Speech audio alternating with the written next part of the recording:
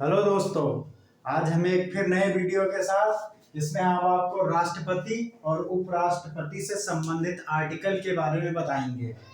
तो देखिए, आर्टिकल 52 यानी कि आर्टिकल 52 में भारत का राष्ट्रपति होगा ऐसा लिखा है। आर्टिकल 53 राष्ट्रपति के शक्तियों के बारे में बताया गया है।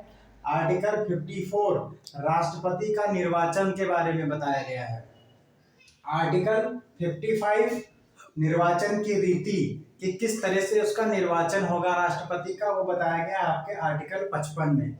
आर्टिकल 56 राष्ट्रपति की पदावधि कि राष्ट्रपति का कार्यकाल कितने समय का होगा, उसका टर्म कितना रहेगा, वो बताया गया है आर्टिकल 56 में।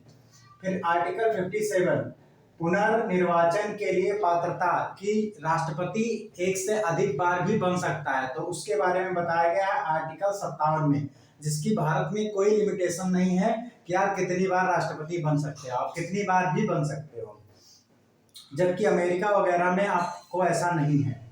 आर्टिकल 58 अर्हताएं क्वालिफिकेशंस, राष्ट्रपति बनने के लिए आपकी क्या क्वालिफिकेशंस होनी चाहिए, मतलब आपकी अर्हताएं क्या होनी चाहिए, वो आर्टिकल 58 में बताया गया है। आर्टिकल 59 में ये बताया गया है कि राष्ट्रपति बनने के लिए कुछ शर्तें होती हैं, वो शर्तें आपको पूरा करना होता है। ये तो वो शर्तों के बारे में 59 में बताया गया है। फिर आर्टिकल 60 में ये कहा गया है कि राष्ट्रपति शपथ लेगा, शपथ के बारे में आर्टिकल 60 में बताया गया है। फिर शपथ राष्ट्रपति को दिलाएगा कौन, राष्ट्रपति को शपथ कौन दिलाता है, सुप्रीम कोर्ट का मुख्य न्यायाधीश। फिर आर्टिकल 61 जो है उस पर यह बताया गया है कि राष्ट्रपति को अगर अपने पद से हटाना है तो उसको हटाने के लिए आर्टिकल 61 का यूज करेंगे और उसको महाभियोग कहा जाता है। महाभियोग प्रक्रिया से उसको हम हटा सकते हैं। फिर आर्टिकल 62 में ये लिखा है कि अगर राष्ट्रपति का पद रिक्त हो जाता है तो उसको भरने के लिए कम से कम 6 महीने के अंदर उसको भरना है, तो वो किसमें बताया गया, आर्टिकल 62 में बताया गया है।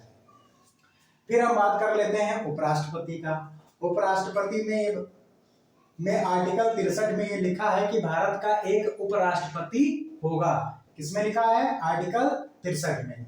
आर्टिकल 64 में लिखा है कि उपराष्ट्रपति राज्यसभा का पदेन अध्यक्ष होगा, यानी कि चेयरमैन होगा। आर्टिकल 64 में लिखा है कि राज्यसभा का पदेन अध्यक्ष होगा, यानी कि राज्यसभा का चेयरमैन होगा कौन, उपराष्ट्रपति।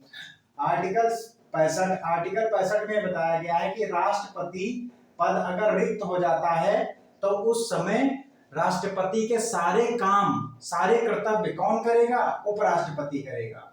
अगर राष्ट्रपति का पद आकस्मिक उसकी मृत्यु हो जाती है या किसी कारणवश रिक्त हो जाता है, वो बीमार पड़ जाता है, तो उस समय उपराष्ट्रपति जो है सारे राष्ट्रपति के काम करता है। आर्टिकल 66 में ये बताया गया है कि उपराष्ट्रपति का कैसे निर्वाचन होगा, उसका निर्वाचन कैसे होगा।